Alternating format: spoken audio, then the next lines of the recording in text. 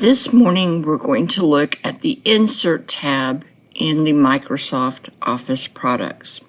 As you can see on the screen, I have up a Word document, a book in Excel, a publication in Publisher, and a presentation in PowerPoint. Like many of the pages we've looked at so far, File and Home, there are similar things inside the Insert tab. In Word, we can insert pages, we can insert a table, pictures, online pictures, shape. There's a store section for add-ins. You can do online video, we can do comments, headers, footers.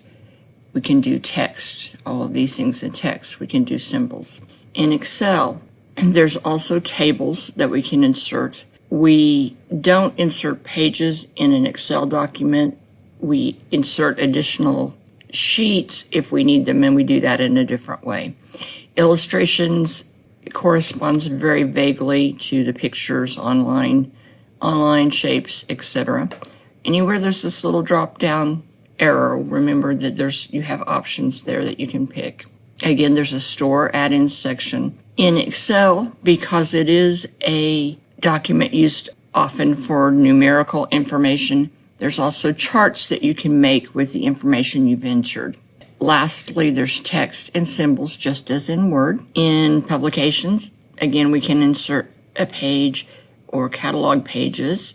We can insert tables of different styles, pictures, online shapes, etc. In Publisher, we can insert page parts because you're making a document like a flyer or a brochure. You can insert just parts of a page to add to your document and make it look more professional. We can, like the text area here, if I can get my drop down, there's a text box, header, word art, etc. That's shown a little more broadly spread out because you're going to use it more often in Publisher.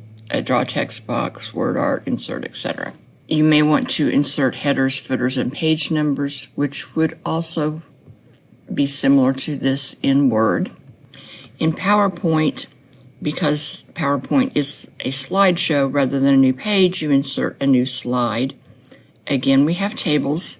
We have our pictures, our images, pictures online, screenshots, our shapes, smart art, and charts, the store and my add-ins. You can insert comments in here and in Word to allow multiple people to edit a document. Again, you have your text box, your header, your word art. And then lastly, in PowerPoint, because it is a presentation, you can insert video, you can insert audio, and you can record your screen recording. I'm going to close the other documents in Microsoft, and we're going to work. I've made a sample document that we can work with. As you can see, it already has things typed in it, tables, etc., that we can use to work with as we work through the insert tab. Let me see if I can make our screen bigger so we can see a little bit more of it here. So this document, if I looked at printing it, I could see that there's 12 pages to the document. And this will give us a view of what the pages look like. Do that quickly so we can see the pages. Now, if I go back, I can see if I want to add a page. Again, we have a drop down, so I can insert a cover page. It has a drop down, so I have an option of different pages I want to add. Let's add this one. And now we can see a box here that I can type into for my cover page. Anywhere that the document is like this is a field that it has given you that you can replace with your text. These are formatted documents so that they've all already laid out parameters of where they want information placed, and all you have to do is substitute the information that's there with your information. So there's a place for a document title, a subtitle, a little abstract that you can talk about. The cover page automatically inserts at the beginning of your document page. Now it's going to allow me to insert a blank page where I can type in additional information.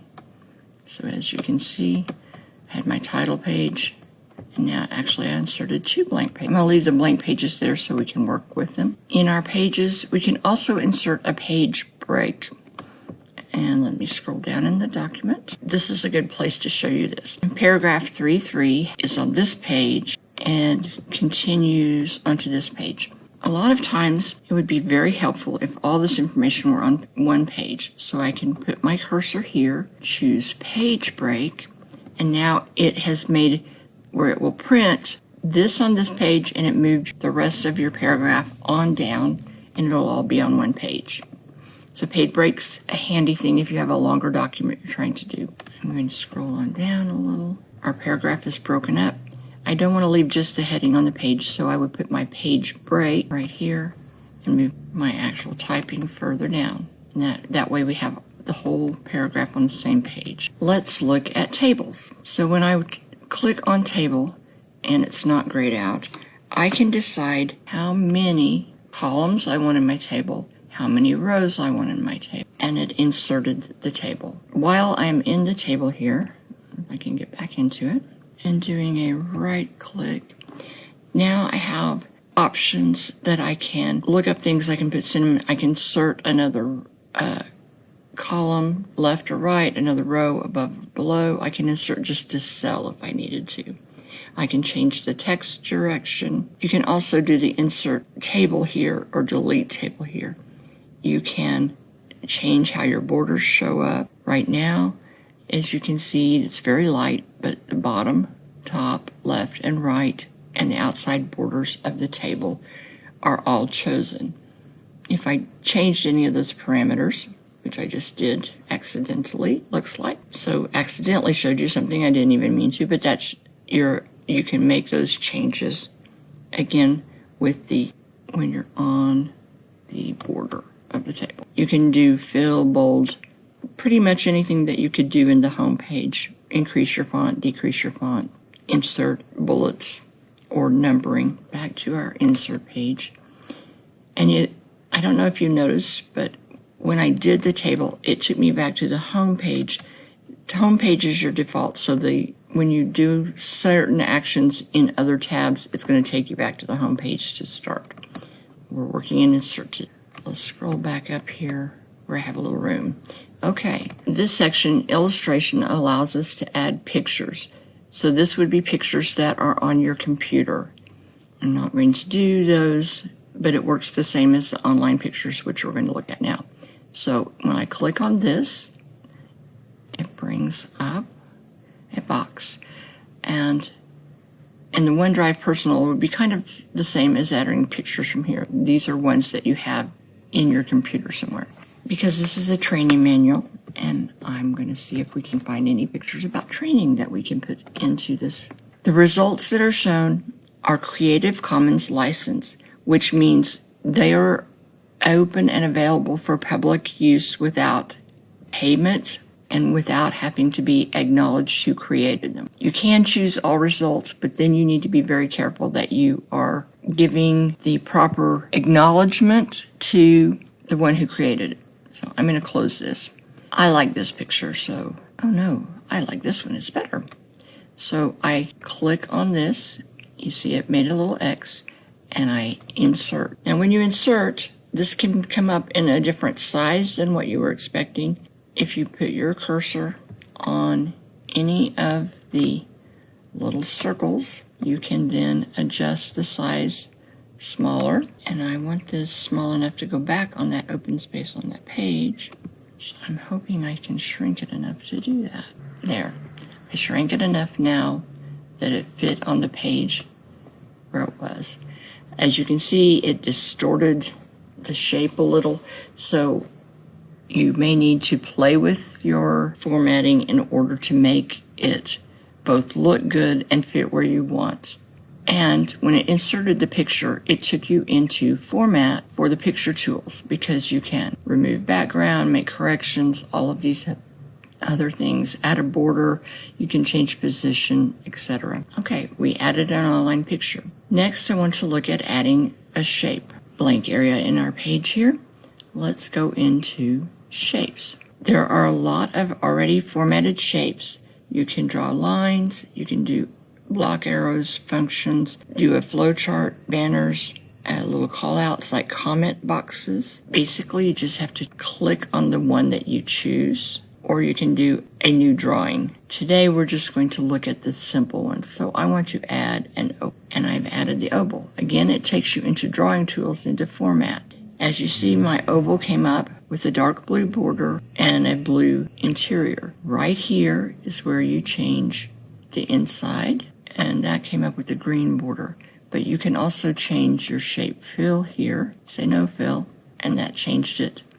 And it kept the blue border rather than going the green that this did. You can change the color of your fill. Here, let me move the oval out from behind. That might make it easier for you to see. Okay, so I can change the color of the fill to anything here that I want. I can change the outline color, blue, yellow, red, green. So you can experiment with your design of your shape. ShapeFX I don't use as much, but you can add. I gave it a rotation, and I don't like that, and I didn't want it. So again, our back arrow lets you take it to a different one. You can align text within your, or around and near your shape. You can position and keep the shape within line with the text, or you can move it with the text. If you have several shapes, you can put one forward and one back. So let's go back and insert another shape. And I want to add this time rectangle here.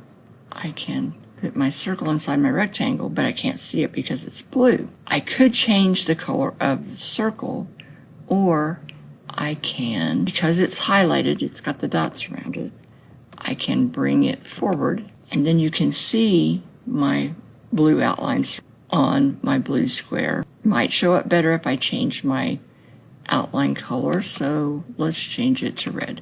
Now you can see your circle inside your square. So that's inserting shapes. You can do smart art, graphics, charts, screenshots. Those are a little more difficult. You can also bring in online videos, and that I've not done. That's more an advanced thing that we don't really want to look at today. We're going to come back to headers and footers in a moment, but you can, if you want to add text but kind of highlight it, you can insert a text box, and there are different text boxes. So we can add a text box and type inside the box.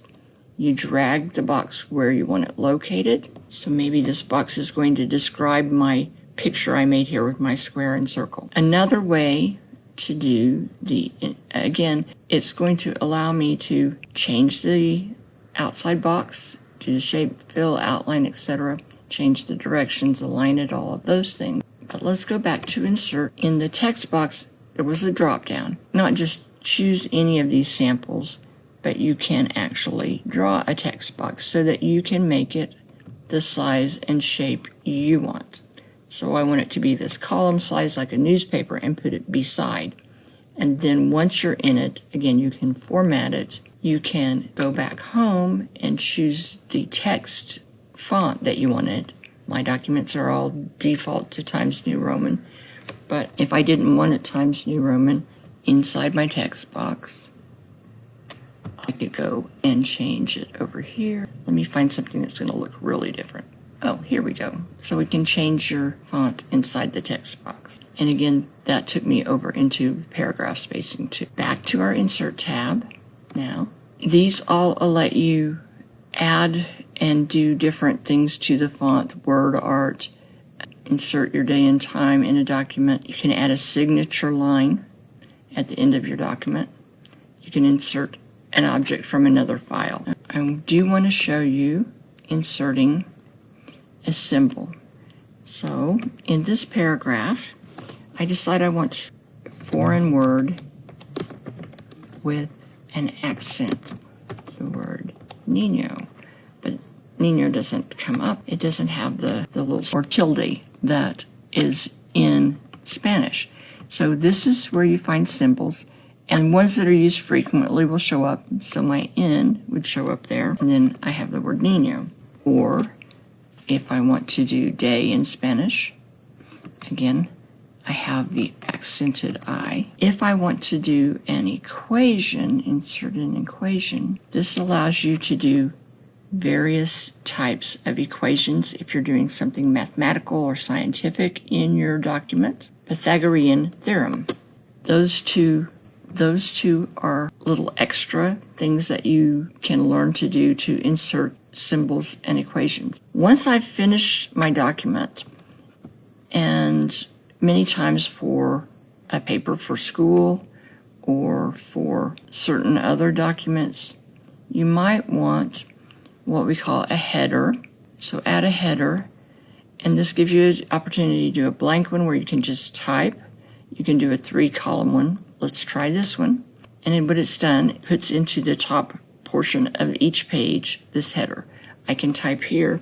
Many times for a paper, what we're going to want is this will be the name of the class, English 101. The teacher's going to want your name on your paper. And then over here, maybe a page number. And to do page numbers, we can go back in the design. Header footer gives you extra things, and I can insert the page number. So I want this to be this page number here. But it took out the other parts of my header. So now what I would have to do is go back, and it really takes playing with headers and footers to get good at. I'm going to go back because I want to leave just my name and English 101. So I could delete this, put my name over here.